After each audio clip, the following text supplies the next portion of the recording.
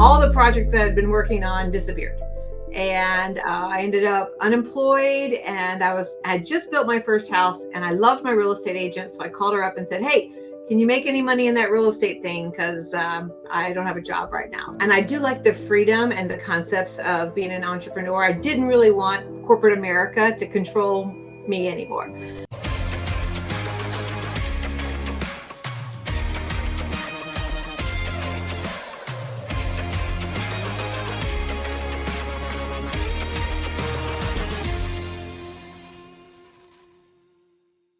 Okay, hello and good day to everyone. That is Chris tuning in here at the Sphere Rocket Podcast Network. Once again, I'm going to be the host for today's episode. My name is Dwayne, and right now we got another great show for you coming up. Because our guest for today, guess to give a short background about our guest is our guest is goes by the name of Wendy Griffis. And who's Wendy? Basically, she's been a top producing realtor in Jacksonville since 2000. She's the ultimate guru for everything from oceanfront condos to executive homes. She's not just selling houses, she's also turning clients into lifelong friends and fans. Well, when she's not busy being a real estate rock star, you can find her doing yoga, biking, hiking, really active, I would say, and probably turning her garden into a botanical wonderland. So buckle up and get ready for some top tier tips and a good dose of fun with Wendy Griffis. How are you doing today? And welcome to the show. Hey, Dwayne, thank you so much for having me. I appreciate it.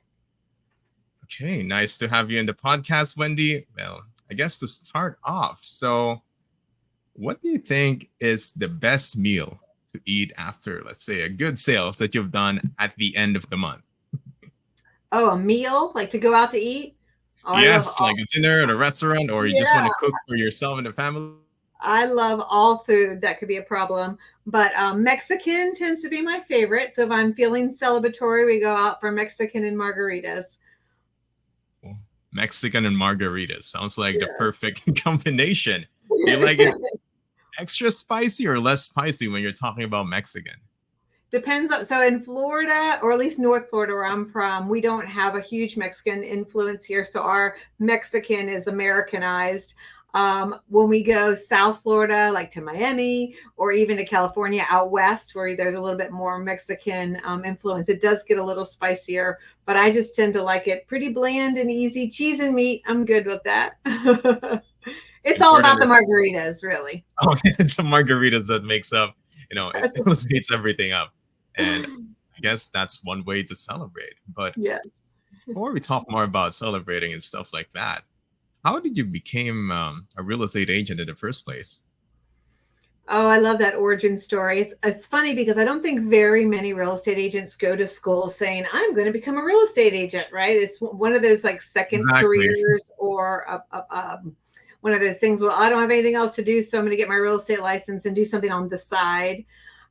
In my case, it was almost 25 years ago, and I had just built my first house, and it was right before Y2K, which, if anyone remembers the history of that, that's when there were a lot of, we were transitioning the year 2000, and all the computers had to be redone to manage this new date system. And I was a project manager during that time. And once the world did not blow up on January 1st, 2000.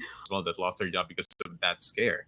And I also need to say that that real estate agent that you've talked to is should probably has been doing a spectacular job, because I know if a real estate agent is doing a job, you'll refer them to someone else, but that person got you to be a real estate agent yourself. So I guess she's been doing a fantastic job. So if I may ask, what was the biggest charm of being a real estate agent that got you in there like longer than because you mentioned that you just got into this because you were jobless at the time. So what got you to stay into it? Yeah, great question. So ultimately, when you first get into real estate, at least when I did, I think that we don't really understand that you are now an entrepreneur versus you have a job. And and I do like the freedom and the concepts of being an entrepreneur. I didn't really want corporate America to control me anymore. So, being an entrepreneur was very appealing until I realized that I don't get paid ever until I make a sale happen. So It was kind of an interesting bumpy start. And I find that a lot of realtors do have that couple of years bumpy start trying to figure it out. The good news is I had great mentorship, and I really was motivated to work. So I think the other thing is if you're hungry and you want to work hard, there's huge opportunity for new agents. So what I found to be interesting, though, is I always would hit a plateau, right? I'm like, why can't I break past this plateau? And I remember maybe about 5 years into my career, I sat at a conference and the guy said, you should build a relationship-based business. And up until that point, I was really about being the ultimate professional, really, memorize the contract. I knew the deadlines, negotiation, all those kinds of things. But I hadn't really shared that private, personal side of myself. So it made me really nervous to think about, oh gosh, relationship-based, what does that mean, right? Writing personal notes, hosting client parties, being the lifetime resource. But what I found when I started to implement those things, I remember hosting my first client party, just hoping, please come, right? But they did come. And I found that I really loved doing business with people that I loved, right? I got to watch their kids grow, help serve their families, their brothers, sisters, cousins, uncles, everybody. And it's just such a more rewarding way to do business than the previous sales I had worked on. So that's really, I think it's about the relationships that keep you wanting to do this. Because I feel like when you're in service for others that you care about, that's a reason to keep doing the hard work. People that are on the same wavelength as you. So instead of thinking of it as like a work, just, pretty much signing a contract, selling something in a really, just in a formal way, it gives you more drive and motivation. Like, okay, I actually wanted to make this person's life better. I wanted to give this person the best investment of, Yes. probably the biggest investment, in real estate. It's their biggest investment probably in their life. So a personal touch is really important, knowing that, especially nowadays where technology has gotten really far, like messaging, it can be challenging right now to differentiate if you're talking to a human or just a robot AI, or right? Yeah. and It's that's true. really important nowadays. It's becoming more scarce to have that kind of personal touch in terms of getting into deals, especially in real estate. And going back now, because real estate is a really demanding profession in terms of getting paid, because you came up to real estate after becoming jobless. So you need to have a lot of saving, because knowing that you might not make any sales in your first month, and I can only imagine how tough that is, the pressure and everything. So yeah, normally the first years in a real estate agent's life is the toughest. You'll get zero sales. You're just gonna start up making connections. So what do you think got you through all of those, the rough waters at the very start of your career? So when I first started, it only took me about 6 months before I started to have some income. And I would also say this, that when you're getting started in real estate, you just have to know you're running a business. And if you were to open any franchise or any business, there's a lot more money coming out than there is coming in. And it's just a different mindset. And I think most people, myself included, didn't understand that initially. I just like jumped in. Okay, I got my license. What do I do from here? But once you understand and get up to speed on your confidence on the industry itself, then it's just about finding people who want to do business with you and trust you. And so I did a lot of networking and building my database and really pouring myself into the people I know, with the hopes that when they had a real estate need, they would raise their hand and say, I want to use Wendy, or refer me to someone that they know who does have a real estate need, even if they didn't right away. And I would say once I started building a relationship model, that my income has compounded every year. I will say there was a gap just in time for the Great Recession between 2006 and 2012. We had some really challenging financial times in real estate, and I did want to quit. I almost tried to quit. But at the end of the day, one of the things I just learned during that time is, if this is my career, then I'm going to figure it out, and I'm going to figure a way forward. And I think that's the other thing, is a lot of people, we have an 85% turnover rate in our industry. And I think it's because a lot of people don't look at real estate as this is a long-term career. They look at it as a part-time income, or a deal here, a deal there is fine. And that is, you can't survive off of that. You have to make this a career, as you would in any, if you were going to be a CPA or an attorney, or, you know, any type of career, it's for the long term. You got to figure it out for the long term. And so I think that was just a mindset shift for me. It didn't take me long, maybe about 4 or 5 years in, I was like, okay, this is what I'm going to be doing for the rest of my life. I guess that's also some of the people's thoughts.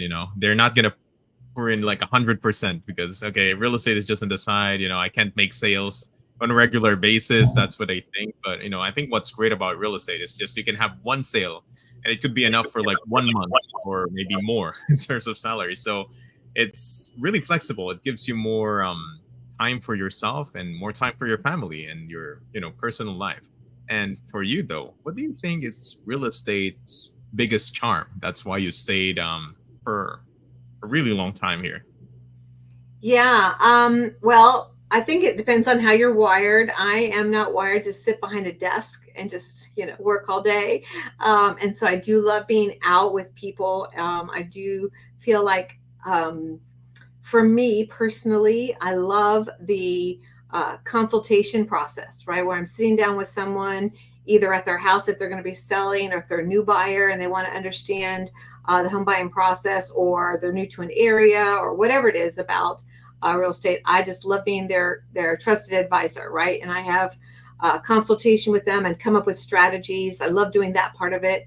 And then once we get an offer, if I'm the listing agent or a buyer finds a house they love, I love the negotiation part. Like I just like the strategy and like, how are we going to put in this offer, or we receive an offer, how are we going to respond back? And just really understanding the nuances of how people act. There's 8 different negotiation styles, right? And then you have, my style, the buyer's style, the seller's style. And a lot of times if the buyer and seller are 2 people, they have their own different styles, right? So it's a really interesting process to watch the human condition and what we go through just buying and selling a house, which you would think is just a house. But the reality is it's somebody's home. And I think we get more emotional about real estate than we would, let's say, I'm going to the grocery store and I'm buying groceries, or I'm planning this trip, or whatever. Those things, they are what they are. But when you start talking about somebody's home and where they're going to be living and raising their family, or entertaining the guests, or having their quiet downtime where they just want to, sit down and watch Netflix all night, whatever it is, that's for them personally. And so I think there's a lot of emotion tied around a real estate transaction that you might not have in any other sales industry. And I love helping people navigate those emotions and come at it with a clear head and feel like they're making informed decisions. You know what? I need to say this. I can definitely feel your passion over here, that how much you wanted to sell more than just, signing a contract and, getting the commissions and stuff. It's more about you wanting to make sure that this family or this person is having a really an amazing investment, because as you mentioned, this home could be his home for his family and maybe for generations yet to come. And I guess that is what makes it exciting. It has a lot of elements to it. You need to get creative with strategies, how you're gonna, negotiations. It's not just like doing the same thing in front of a computer that's for like 8-9 hours a day for the rest of your life. So that's what makes this job exciting, and that you're changing people's lives, and that's the wonderful part of it. So if I may ask you though, if you would have an advice to any would-be buyer, just in general, regardless of which location, what do you think are the top 2 or 3 things that they should decide on, or think about before buying a home? Yeah, that's such a great question, because ultimately our industry, if you go behind the curtain a little bit, there's a lot of false information out there. A lot of things that are, what do they call it, clickbait, right? Like, oh, click on this and you get down a rabbit hole. And so I have just seen too often, especially buyers. Sellers are different, because sellers are looking at who am I going to hire and why, right, to sell my house. A lot of buyers have not, at least up to this point, thought like that. Who am I going to hire and why? It's almost like I need to get into this house. Who's the first person who can let me in? But that first person who can let you in may not be the best person to help you guide you through the entire process. And so I think what a buyer should be thinking about very first thing is, who am I going to hire to represent me and why? Like, what do they need out of this person? Do they need a good negotiator? Do they need someone with wisdom and guidance? Or do they just need someone to unlock a door? Right. And I think there's a little bit of difference there. And then the second thing, I have a home buying process document that I wrote, that the number one thing is to get your financial house in order. And I know that that sounds like that's not the fun part. Everybody wants to look at kitchens and bathrooms and those kinds of things, right? But if we don't know the numbers on how much you can afford, how much you're comfortable, because the lender may say you're qualified for a lot more than maybe you really want to spend. And then what areas of town, are you paying cash? Where are you getting your down payment? Who's paying the closing costs? Like, there's a lot of financial pieces to the real estate transaction that is not just a simple, again, open the door, let me in, I'm ready to make an offer kind of thing. You need to understand there's a complexity to the financial piece of buying a house. Even if you're paying cash, still there's things to consider. And then probably the third thing is really understanding, I call it the real estate triangle, which is called price, location, and style. And what I mean by that, for any given price and location, you're going to get a certain style of home. If you don't like the style of that home, you have two choices: change your price or change your location. And most people can't change their price because we have a budget, right? And most people have a location in mind that they really want to live. So then they have to come to terms with, okay, then this is the style of home that I can buy for the price and location that I want, because I'm not willing to be flexible on those two things. And so just getting educated on the market and what you can and can't get, and then figuring out where you're flexible and where you're not flexible, and then having somebody help guide you through, okay, then this is what we should do. Here's the strategy to accomplish your goal. Okay, I'm definitely taking mental notes because personally, I am myself planning on buying a home for myself like soon, but still saving up. And it really makes sense. A lot of people, especially in the first thing that you mentioned, is they don't really care that much about the person that they're gonna hire. They're just like, okay, whoever can give me the best price, then I'll take it. But I've heard of many people saying that they're taking the agent or the broker that didn't give them the best price, but the best experience, the one that they feel more comfortable with. And I think it really matters because it's gonna take a lot of load out of your time, and of course the stress that the paperwork and stuff. It really matters as well. And I love that you talk about how people budget. They need to compromise most of the time their location because their budget is can be compromised based on what they want. So yeah, it's a lot of elements to consider. And thank you so much for sharing that with us. And I would also like to ask, as for you as an agent, you've started off in a team or did you start independently but with a mentor? How was your starting It was career? a single agent. And I would say 25 years ago, teams were not as prolific, is that the word I'm looking for, as they are today.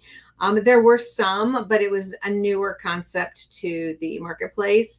So most agents did it on their own, just, off they go to the races.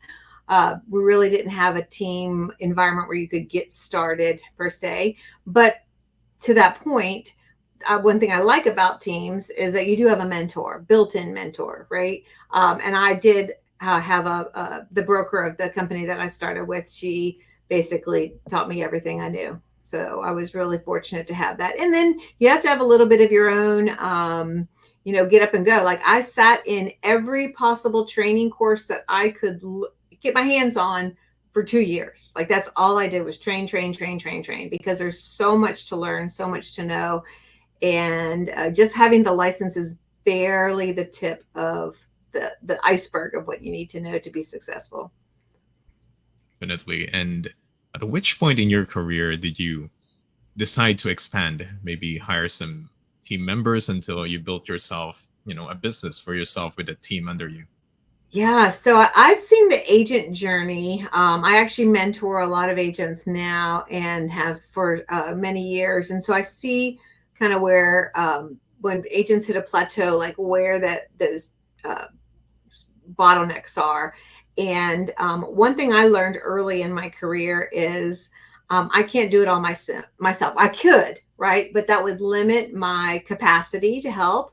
And there, in any business, if you think of it like this, um, and I'll use myself as an example, my best skills are my strategy and negotiation skills, right? And maybe my relationship building. Like I love people, right? So those are my top three skills. So would you say that filling out paperwork should get the same amount of time and energy as those three skills? And probably not, right? That could be a lower paid function or job position. So I probably was 4 years into my career when I realized, okay, I could use some help with my transactions that's more administration based so I can do more of the things that I'm really good at.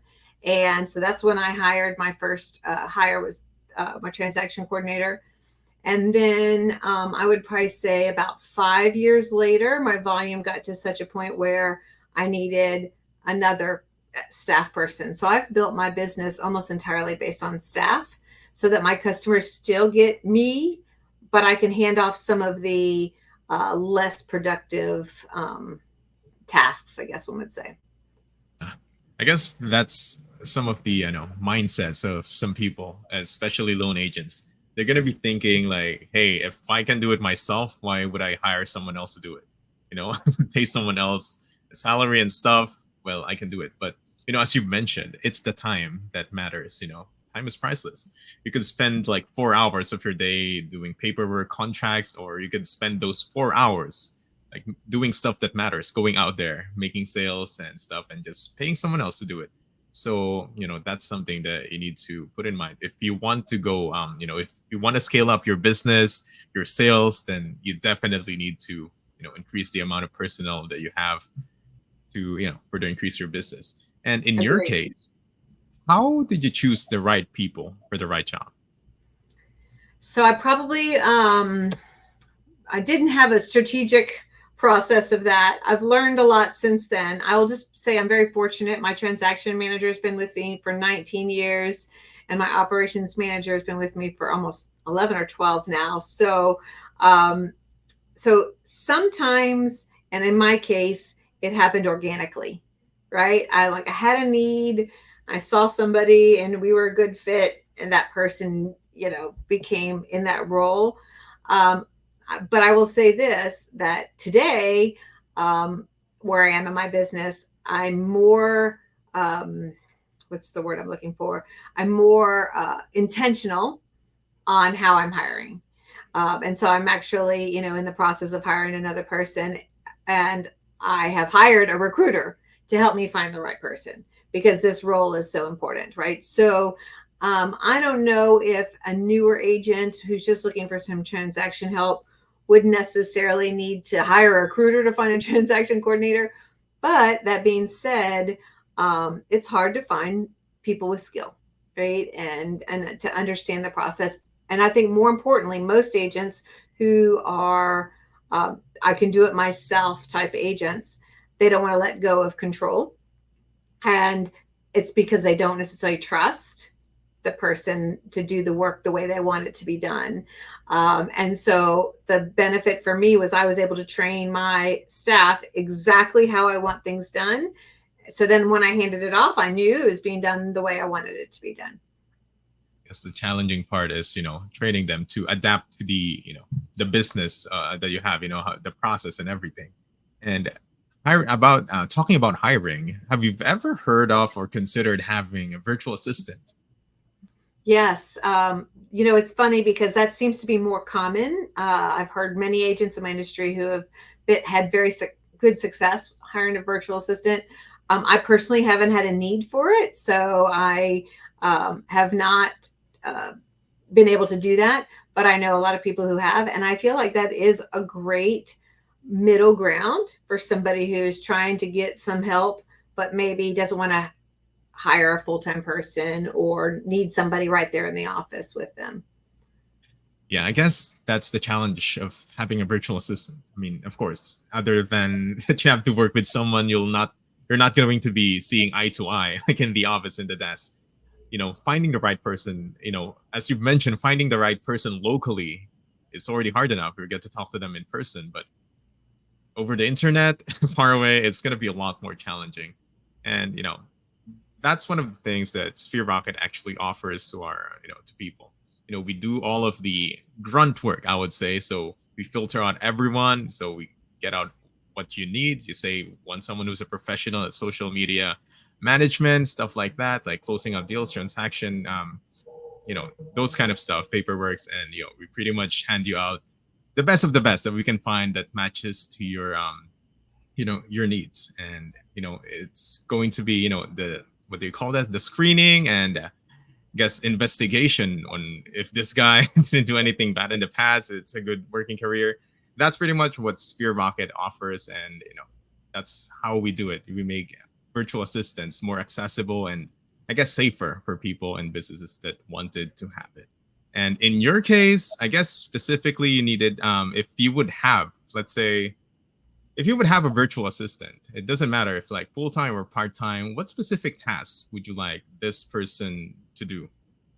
Yeah, from a virtual assistant, if I had not already had a transaction coordinator that was, part of my business model, I think transaction coordination could be something that is possible. There's a lot of nuances to that though. So just be having to have someone who's willing to understand the nuances and follow direction.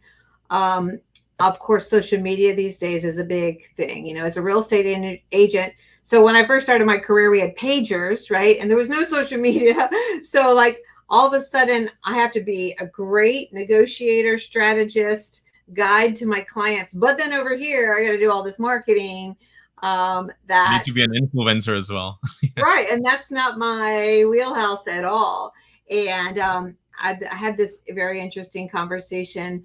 I was just got we have a magazine, the Jacksonville Journal Book of Lists, which lists the top agents in our marketplace. And I was listed number 45 out of over 10,000 agents. But the person who notified me of this ranking that I didn't even realize was happening, she's like, I have lots of friends who are realtors and I couldn't see any of them on the list. But it's Instagram world, so all of her friends are like looking like they're super successful on Instagram, but they're not selling any houses. Meanwhile, I'm over The here numbers selling don't lie. some houses, right? I'm selling houses, but I have no Instagram presence because I don't have time to be Miss Influencer on Instagram, So I feel like that's where someone definitely could come in and help an agent understand that there's more to, building a business. If again, you talk about scaling, right? Like if you're just kind of doing your thing, whatever, but if you want to take it to the next level, that's probably what you'd be looking for. Definitely. I mean, at the end of the day, you could post as many things as you want on social media, but if you're not going out there, selling houses, then you wouldn't be much of a successful agent based on, that kind of margin. So Yeah. I guess you show them off but you still have your social medias, right? Somehow to post out your listings, because the next Yes. question for you is like, what are the best places to see your listings? So I still am a firm believer in our multiple listing service, which is our local place where all the realtors, put our houses on. And what I love about that service is then if I have a buyer, I can also put them into this same service. So when new listings come up or have price reductions or whatever, we're both getting notified of that information. The reason I like that, I think it's the most valuable place to get it, is again, there's so much misinformation out there in the real world, and I won't name names, but there's a lot of websites that buyers and people go to generally, and there's good information there, and then there's not so much good information, but most of it is designed for you to click a button so that you can get attached to an agent, and that agent is paying for leads, right? And for trying to get clients through this online service. And I've built my business 100% repeat and referral clients. And I just am not a fan of the whole pay for leads system. And I think it's also somewhat it's detrimental to our consumer because they're clicking a button and they think it says schedule showing now, and they click a button and they think their schedule is showing, but they're actually being fed to another agent who, it's not even the listing agent, but they're being fed to an Definitely a agent, clickbait. Yeah, that's the right, who's definition paid of a for clickbait. the ability to capture that lead and then convert them onto something else, So that's why I just love our MLS, because it's not a marketing system for consumers. It's literally for agents to get accurate information out to the database. So, which is another advantage of having a buyer's agent, because then you can be plugged into that system. Yeah. I mean, I'm not saying it's a totally bad thing because definitely it helps out agents like getting their leads, but it makes as a customer clicking on that, it makes you think more of a product, when you wanted that kind of personal touch, like, I'm not getting sold, like my click is not getting sold, like I am directly conversing or transacting directly with an agent without selling all of my information to someone else. That Yep. definitely makes you think twice now on clicking on anything right now. So I guess the best way is to directly contact if you wanted to, have the legitimate and experiences. Go into your website, and if you can share your number or email or anything, the best way to contact Sure. you. Yes. And I would say, obviously I'm in the Jacksonville, Florida market, but if you're a buyer out in another market, I have connections to agents all over the United States, North America. So if they're interested in finding a quality agent who's a professional, career minded, those kinds of things, they can reach out to me for that also. But my phone number is 904-349-3133. And I have all my channels with my name, Wendy Griffis. So you can find me, Wendy Griffis, on Facebook, Wendy Griffis on Instagram. I have Wendy Griffis Group, which is my business page. And, and then I've got wendygriffis.com and wendygriffisgroup.com. So I'm all over those places. But at the end of the day, I think one of the best things you can do is get a referral to somebody versus clicking on something and getting the first random person that you meet, because you just don't know the skills, experience, or really the care behind that person. A lot of times people are just interested in the transaction, and after the transaction's over, you never hear from that person again. And that's a horrible way to do business. It happens, right? But at the end of the day, you should look at your realtor as part of your entire financial circle, part of your financial management, CPA, your wills and trusts, all of those things. Your agent should be someone you can just add to that list and say, okay, I need to learn. This is an asset that I'm going to own for a long period of time. That's going to make me money. I want to make sure whoever I'm working with is going to be able to be there for the long term for me. Yeah, you'll never know when you needed to sell or buy a new house in the future. So, if you had a great service, definitely stay in touch with, your broker or your real estate agent. And of course, I would also like to ask, since you've mentioned already, you're selling houses mainly in Jacksonville. So what's great in Jacksonville? Oh gosh, there's so much. I've been here since the 70s, 1970. That makes me kind of old, I know. But I would say, we have a lot of water. So we have the ocean, right, on the East Coast. We have the river. We have the intercoastal waterway. So if you're a water lover, fishing, boating, just being near water, we've got that. And then we have really nice temperate weather, in Florida. We still get a little cold in the wintertime compared to, let's say, South Florida. But some people like that because it gives us a little more seasonal changes. But we have the Jacksonville Jaguars, which is our football team. And so, it's just a really great, vibrant, dynamic city that we've got military bases here. We've got a couple colleges here. So we just have a diversity that I think is really special. And I've just seen it grow year after year after year. Okay, that's amazing. And it's good to have a bit of everything basically in one place. So, after school, you get, your career path might be there. And I guess it's the best, it's a booming place to invest in real estate. I've been seeing it all over the internet, I would say. So yeah, what better yet to invest in if you're finding a new home? And I guess contact Wendy to get you answer all of your questions. And my last question, Wendy, for you is, what, being in the profession of real estate for like 2 decades or maybe a bit more, it must Yes. have been it's gonna be just more than just making money. I mean, of course, it's good to have money, but to stay that long in a profession, it needs to have more drive than just the money. So, why do you do what you do beyond money? Great question. And it's funny you would say that because as someone's in this career for a long time, it is easy to get burned out, right? Like in anything you do in an intense amount of time and energy, it can be, like, oh, am I getting up again, right? But where I am at my career now, which is really a great place to be, is this is one of my favorite stories. I would help a client, let's say 10 years ago, and they had teenagers at the time, and I'd help them buy a house or sell a house. And now those teenagers are first time home buyers.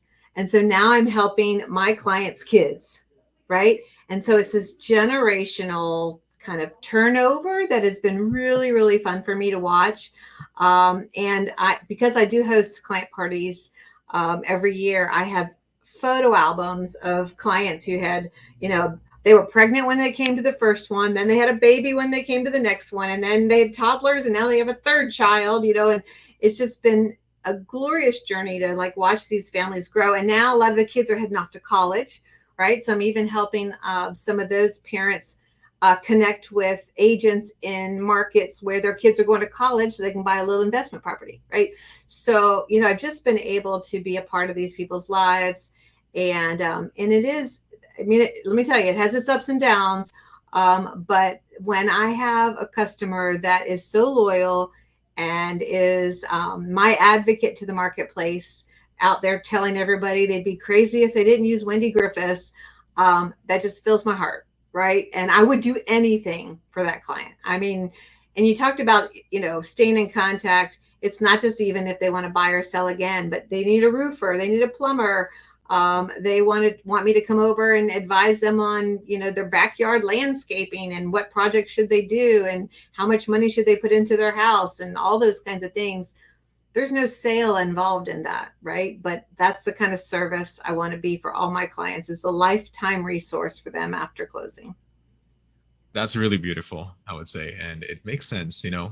Let's say that money comes and go, but helping out people, it's priceless. Thanking you, like they thanking you, their kids thanking you, maybe their grandchildren thanking you for doing an amazing job. It's that kind of kindness that goes generations way, kind of like happiness. So definitely, I would say you're the perfect woman for this kind of job.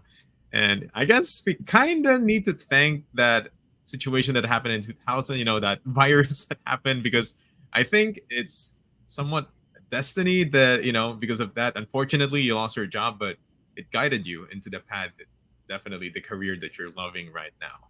And I have to say, Wendy, I've learned a lot in this podcast, and it has been amazing talking to you. But of course, before we end this, Wendy, maybe you have a piece of advice to any would-be real estate professionals starting out or maybe having their crossroads. And of course, you can also do some shout outs that you want as you go through with it.